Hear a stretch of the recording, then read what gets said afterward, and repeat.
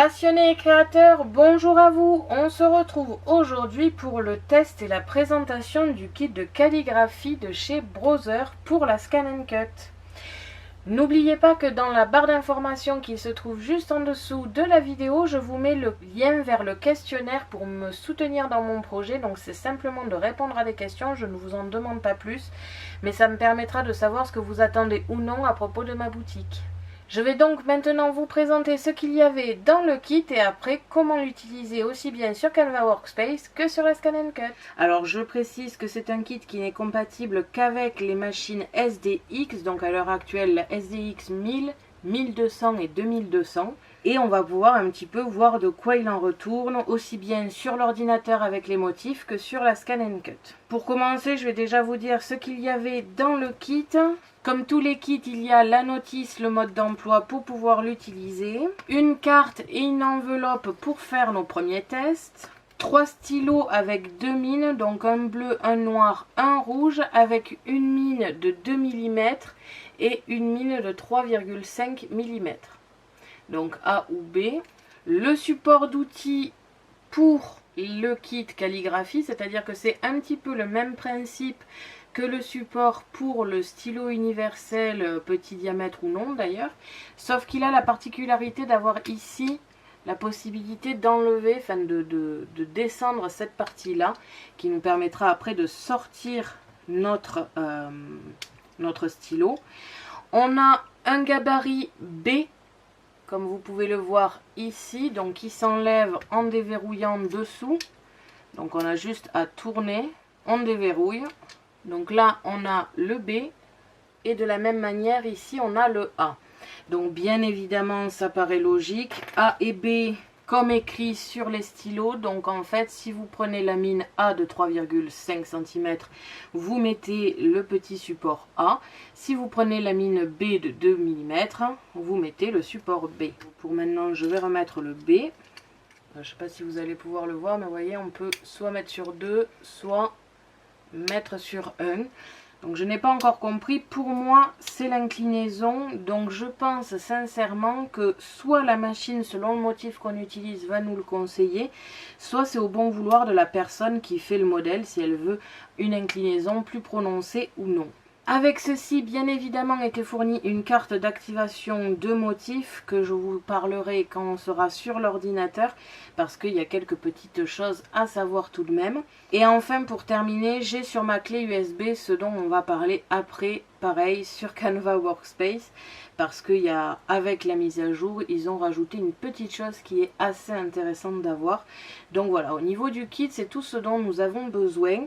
Je vais utiliser la carte et l'enveloppe fournies dans le kit, comme ça on pourra les utiliser, et puis moi je ne vais pas les utiliser autre part que là, donc ça me permettra de vous montrer ce que l'on peut faire. On va donc passer maintenant sur Canva Workspace. On se retrouve donc sur le programme Canva Workspace pour apprendre à configurer le pack premium calligraphie et savoir où retrouver les motifs. Pour commencer, vous devez être au courant qu'il y a eu une mise à jour sur Canva Workspace. Donc ça a confirmé mes doutes. Je n'arrive toujours pas à l'installer depuis l'application en elle-même. Je suis encore obligée d'aller sur le site et de le réinstaller comme je le ferais si c'était la première fois que j'installais l'application. Donc vous avez peut-être eu le même problème. Donc n'hésitez pas à aller voir sur le centre de solutions browser pour tout simplement retélécharger votre programme, quoi. Parce que moi ça a été d'entrée, on m'a dit qu'il y avait une mise à jour à l'ouverture et dès que j'ai voulu l'installer, j'ai passé plusieurs heures à essayer parce que je n'y arrive toujours pas. Alors je ne sais pas si c'est dû au fait que je n'ai pas un internet fulgurant, mais dans tous les cas je n'ai pas réussi, donc ça m'a un petit peu énervé étant donné que l'application avait été mise à jour pour ça, pour faire les mises à jour directement depuis l'application, ce qui n'est pas le cas. Donc je préférais quand même vous le préciser au cas où. Alors, maintenant qu'on est sur Canva Workspace, on va aller comme d'habitude dans Aide, paramètres du compte. La première fois où j'ai voulu mettre ma petite carte dans le kit premium, donc les fonctions premium, je me suis un petit peu énervée parce que le programme me disait que le code n'existait pas. Donc là, j'ai eu un petit peu peur et après, tout simplement, j'ai un peu réfléchi et ce n'est pas une activation de fonction premium. C'est tout simplement une activation de collection de motifs. Je préfère le préciser parce que là, encore une fois, ce n'est pas clair dans le mode d'emploi. Et surtout, étant donné que c'est un kit de démarrage premium, j'étais persuadée que ça serait là aussi. Mais non, ça se trouve dans l'activation de collection de motifs. On clique dessus, on rentre le code d'activation, on active, on valide et une fois que ça c'est fait, on a nos motifs. Petite déception, c'est que vu que c'est une collection de motifs, on n'y a toujours pas accès depuis Canva Workspace Programme. Il faut aller dans les projets Canva en haut ici à gauche, collection de motifs. Et si on veut la collection du kit de démarrage pour la calligraphie et qu'on clique dessus, ça va tout simplement nous ouvrir la page web, donc le site internet Canva Workspace. Donc là, c'est une petite déception étant donné que ça m'oblige, moi qui utilise toujours le programme, d'ouvrir la version internet. Cependant, il y a une petite chose qu'ils ont permis qui sauve un petit peu le coup. On se retrouve donc sur le site internet Canva. On est ici sur la version internet de Canva Workspace. Alors en cliquant sur le lien, on nous amène quand même directement sur la page collection de motifs, ce qui est déjà une bonne chose, faut se le dire. Mais voilà, il faut quand même avoir accès à internet et ça c'est un petit peu embêtant. Cependant, la dernière mise à jour qu'ils ont faite il y a peu, là, je crois que c'était il y a 2-3 jours, 5 jours peut-être, je crois que c'était le 5 août. Oui, d'après ce que je vois ici, ça a été le 5 août.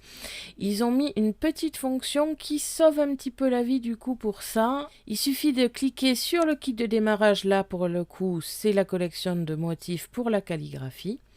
On a donc ici tous les motifs présents ainsi que la police d'écriture qui est juste ici. Et quand j'ai reçu le kit, que je l'ai installé, il n'y avait pas cette fonction. Je devais tout télécharger à la main et la police d'écriture aussi, le mettre sur une clé USB et ensuite l'envoyer vers la Scan & Cut.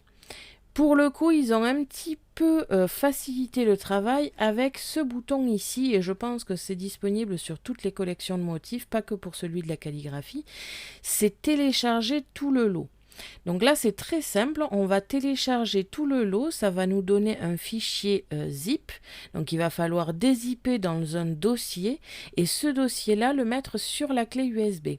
Et après, on aura donc tous les motifs de disponibles sur la machine, comme je vous le montrerai tout à l'heure.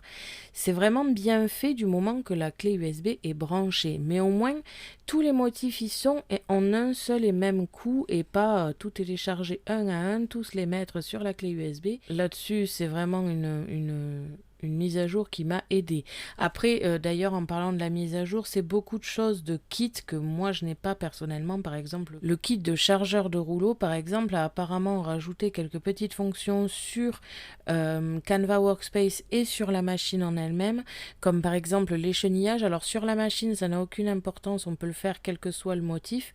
Pour le programme, par contre, je n'ai pas du tout trouvé ces options-là, donc je pense que c'est vraiment dédié au kit en question. Donc voilà, il y a eu pas mal de mises à jour, de corrections de bugs, mais pas grand chose qui peut nous concerner nous, sauf si vous avez un Mac.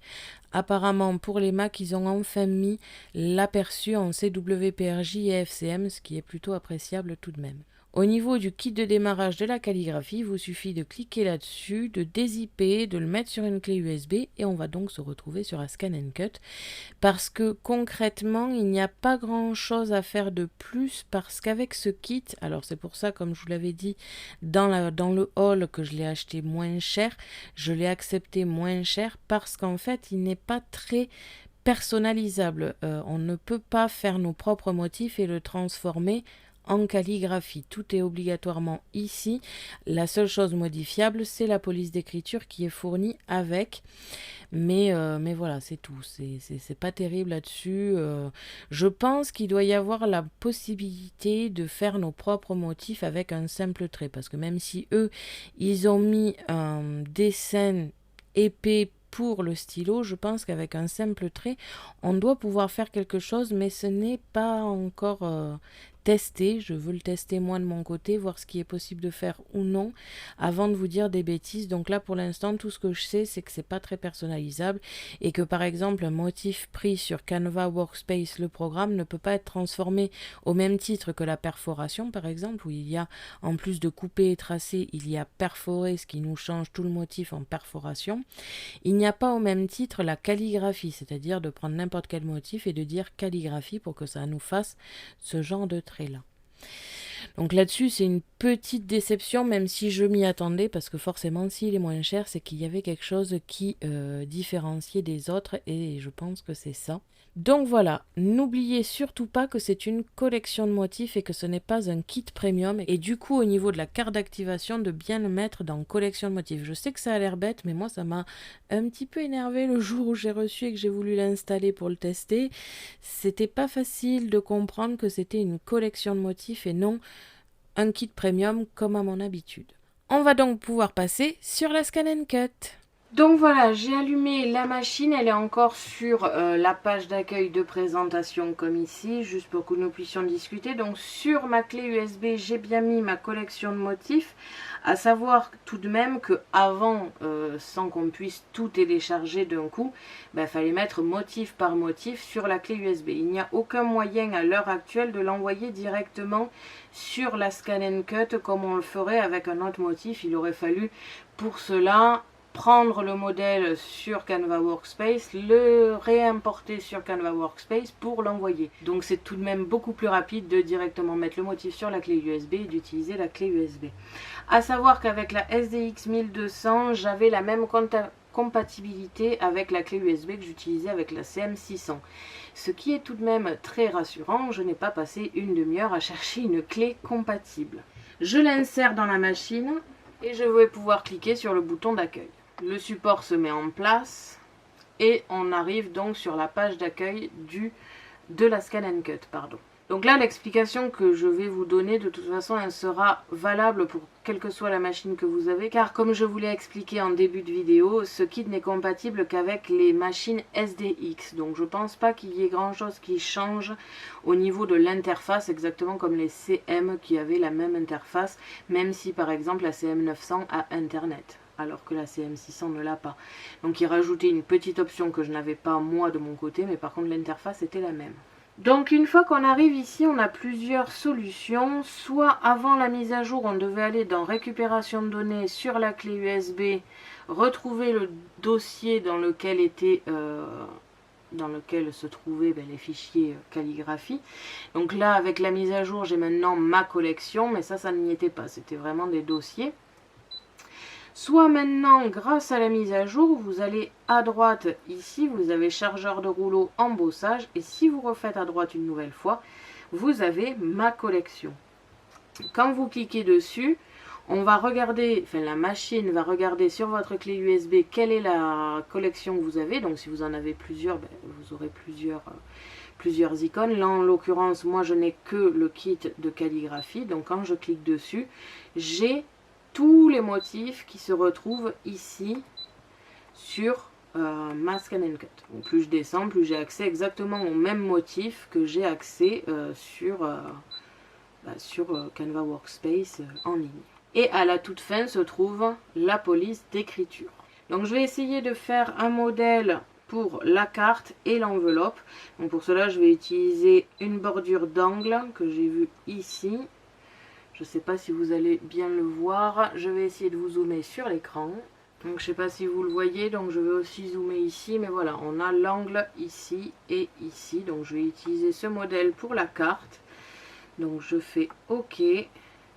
Je vais l'éditer pour le mettre à la taille de mon rectangle de carte fourni avec. Pour cela, je vais grouper la totalité car c'est deux motifs différents. Je le groupe et je vais pouvoir sélectionner la taille. Donc je vais sélectionner une taille de 16,5 sur 11,5, mais 11,1 ça va aussi. Donc voilà, j'ai ma taille, je valide et je vais pouvoir insérer mon support avec ma carte. Une fois inséré, je clique sur OK. Je mets dans l'angle ici au maximum, mais quand même pour vérifier, je vais scanner. Donc là, vous ne pouvez pas voir l'écran parce que j'ai besoin de voir. Mais je vais aller dans édition, la petite loupe et vérifier que je suis bien au bon endroit. Une fois positionné, je reclique sur OK. Je vais sélectionner dans mes outils le traçage. Donc là, on m'indique un petit peu comment positionner mon support à stylo. Donc, je prends ici le support d'outil avec la mine B. Donc, je vais utiliser le 2 mm. Je positionne mon support à stylo en mode ouvert, c'est-à-dire qu'il doit être au maximum à droite. Prendre mon feutre rouge, on va prendre le rouge sur le B. Donc, prendre la mine B, l'insérer dans le support, faire en sorte que la mine soit dans la fente, je vais vous le montrer de plus près juste après, et resserrer comme on le ferait avec le support universel. Donc comme vous pouvez le voir, ma mine est dans la fente, c'est d'ailleurs pour ça que je ne peux pas le sortir à l'heure actuelle, et je l'ai serré au maximum. Pas totalement au maximum, mais disons au maximum que le feutre peut le supporter. Je baisse maintenant mon outil B et je sors mon stylo. Je vais pouvoir insérer le feutre. Dès que c'est bon, je clique sur OK. Le traitement est en cours, donc je n'ai changé ni la pression ni rien. J'ai mis 0 de pression et vitesse à 3. Par contre, ça c'est encore une fois, c'est moi par rapport à la Scan & Cut CM600. J'ai toujours mis à 3 et ça fonctionne très bien. Donc je préfère utiliser ces réglages-là. Et je fais marche.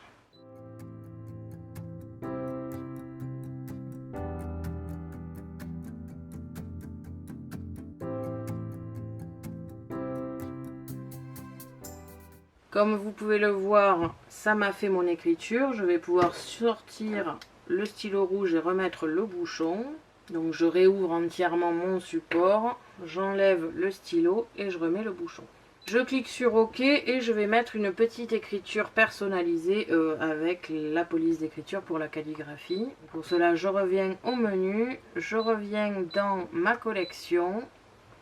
Calligraphie, comme expliqué tout à l'heure, je vais sur la dernière page pour avoir ici les lettres et je vais pouvoir marquer joyeux. Je rajoute une seconde écriture avec écrit anniversaire. Je vais rescanner mon support pour bien le placer au milieu de mon rouge.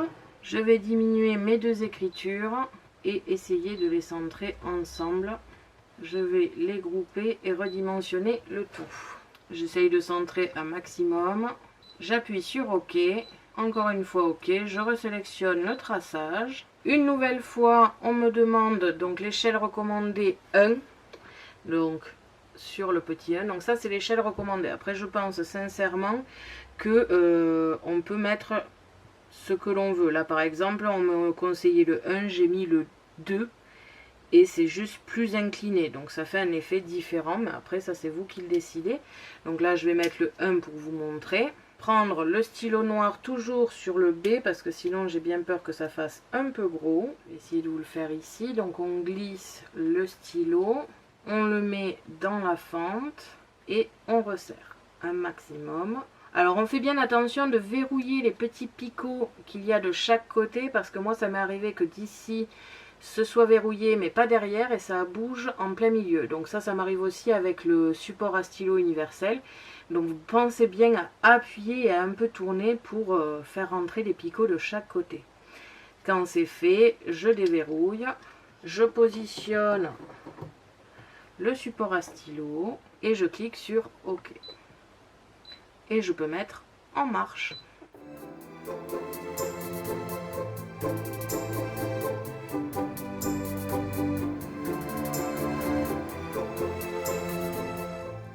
Comme ici. Encore une fois, je déverrouille mon stylo au maximum, je sors le stylo et je remets le bouchon. Pensez bien à le faire, ça évite que la mine s'use plus vite que d'habitude. Et donc j'ai ici mon rouge et mon noir qui ont été faits en mode calligraphie. Donc là, c'est pas forcément des plus jolis parce que j'ai pris une grosse écriture et un gros motif fait sur la carte directement, mais imaginez avec des strass, du tamponnage et tout ça, ça peut être aussi très joli. Là encore une fois, ça reste une carte simple, c'est-à-dire qui n'a même pas un pli en deux, Donc encore une fois, c'est du très très simple. Mais je trouve que l'écriture est vraiment très jolie, donc je vais vous l'enlever pour vous montrer. Au niveau du séchage, je ne l'ai testé pour l'instant que sur des papiers normaux, ce qui fait que le séchage est somme toute assez rapide. Je ne suis pas sûre que sur un papier un petit peu plastifié, ça fasse le même effet. Donc ça, c'est vraiment à faire des tests. Donc au niveau de la petite bordure, on a ça. Donc qui a été mis sur 2 au lieu de 1. Et ici l'écriture, donc vous voyez, c'est quand même assez joli. Comme je vous le disais sur Canva Workspace, ce que je regrette le plus, c'est que ce ne soit pas si personnalisable que ça. C'est forcément les motifs livrés avec et la police d'écriture livrée avec. J'ai envie de faire des tests avec un trait simple, même qui n'a pas été configuré comme ici pour la calligraphie, mais c'est à voir, quoi. Je pense que c'est possible, mais c'est pas dit. Donc il faut d'abord que je fasse des tests avant de vous dire des bêtises. Donc ici on a ça, je vais essayer de faire l'enveloppe en mode rapide. Donc pour cela je vais essayer de faire une décoration sur l'angle ici, voir si c'est possible. Je vais essayer pour le coup de mettre l'enveloppe en bas. Je reviens au menu, je vais dans ma collection et je choisis mon motif. Donc j'ai trouvé ici un motif qui correspondrait pas mal à la forme de l'enveloppe, mais pour cela il va falloir que je le fasse tourner un petit peu parce que là à l'heure actuelle ce n'est pas le bon angle. Donc là je m'aperçois d'une petite chose que je n'avais pas encore vue avant, c'est tout simplement qu'on ne peut pas faire tourner notre motif. Donc il va falloir que je change l'angle de mon enveloppe pour que ça passe correctement avec ce motif. Donc là je suis un peu déçue, je ne vois pas ce que ça aurait gêné que on puisse tourner le sens du motif, étant donné que là à l'heure actuelle ben, forcément ça m'oblige à mettre l'enveloppe dans un angle particulier. Donc je vais enlever mon support et modifier cela de suite. Je vais scanner pour vérifier que c'est bien dans le bon sens. Je vais ajouter un autre motif par la même occasion. Après réflexion, je ne vais pas en rajouter parce que vu que j'ai dû tourner mon enveloppe et que les motifs ne peuvent pas être tournés, c'est un petit peu embêtant. Donc je vais juste faire celui-ci. Donc c'est vraiment à prendre en compte parce que là, c'est vrai que ça en devient en fait gênant. Encore une fois, on me conseille l'échelle 1, mais cette fois-ci, je vais utiliser la lettre A, donc le 3,5 mm. Pour cela, j'enlève le modèle B et je mets le modèle A. Et encore une fois, je le mets sur 1. Je reclipse et je vais pour cela utiliser le bleu sur A. Je repositionne mon support.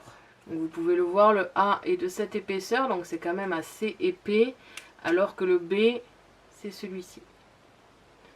Donc on peut difficilement se tromper, quand on le met, on voit vite de quelle mine il s'agit. Donc on positionne toujours pareil dans la fente, on resserre, on fait bien attention que ce soit verrouillé, pardon. Comme vous pouvez le voir, c'est dans la fente. On déverrouille, on enlève, on insère. Je clique sur OK et je lance l'écriture.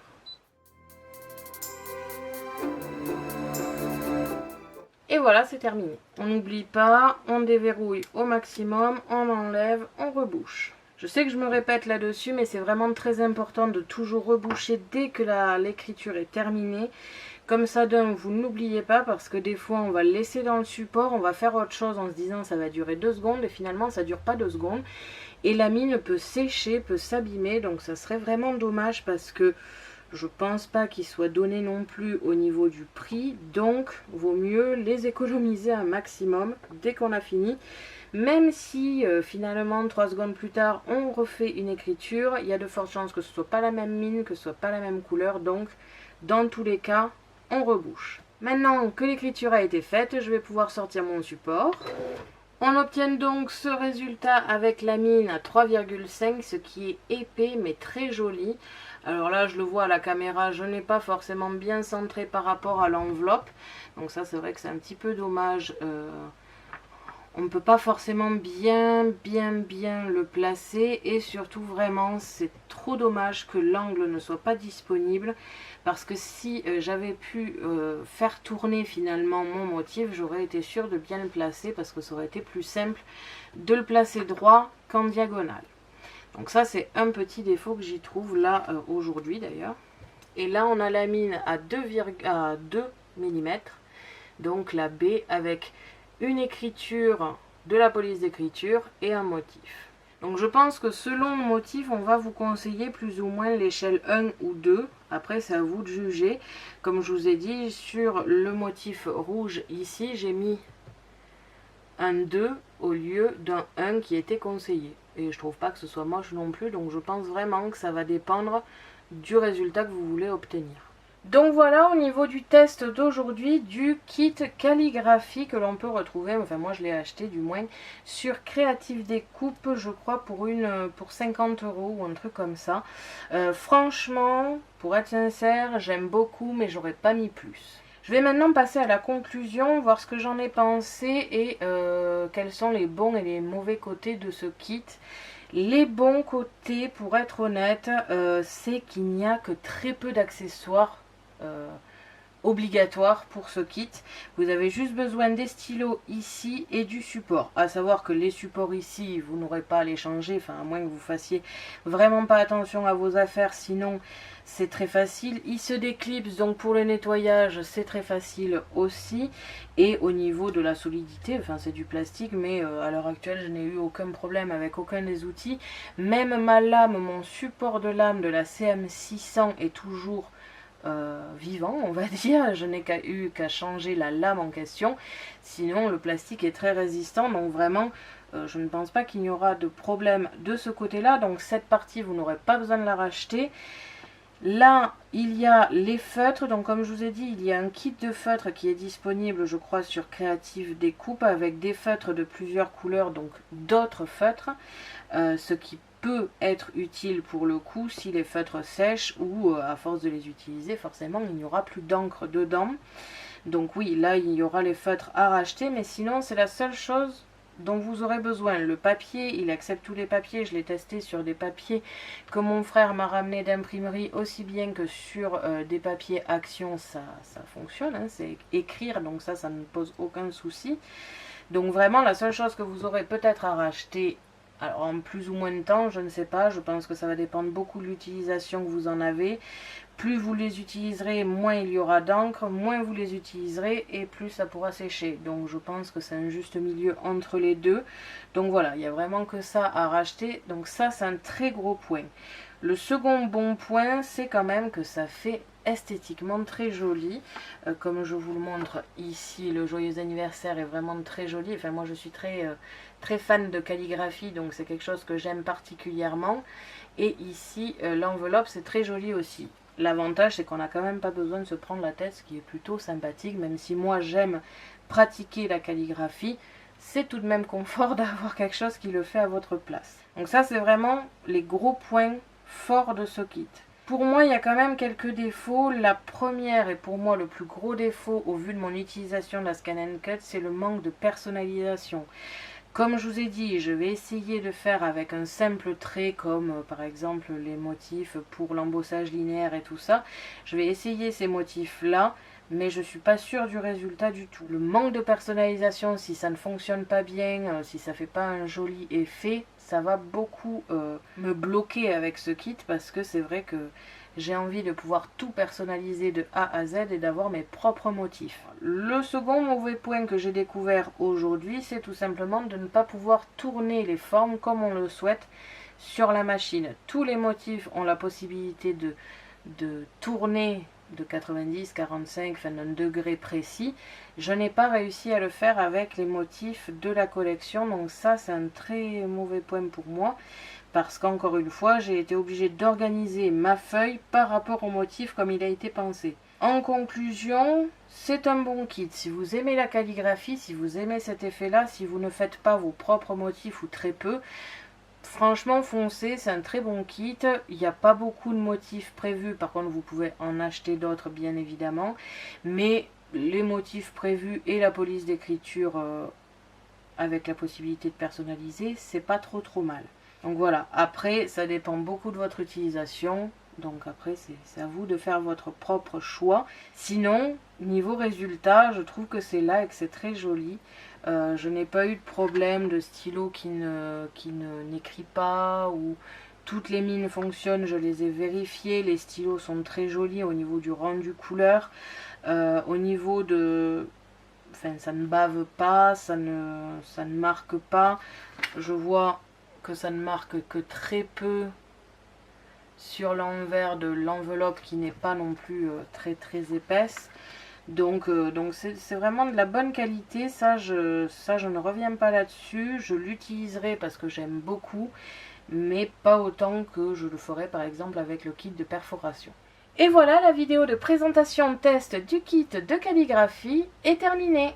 J'espère qu'il vous aura plu. Merci à tous d'avoir regardé ma vidéo, n'hésitez pas à me poser des questions ainsi qu'à me dire en commentaire ce que vous avez pensé de ce kit.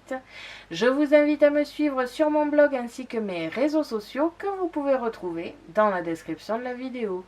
Et n'oubliez pas qu'il y a le lien du questionnaire dans la barre d'infos pour pouvoir me soutenir dans mon projet. À la prochaine pour de nouvelles créations.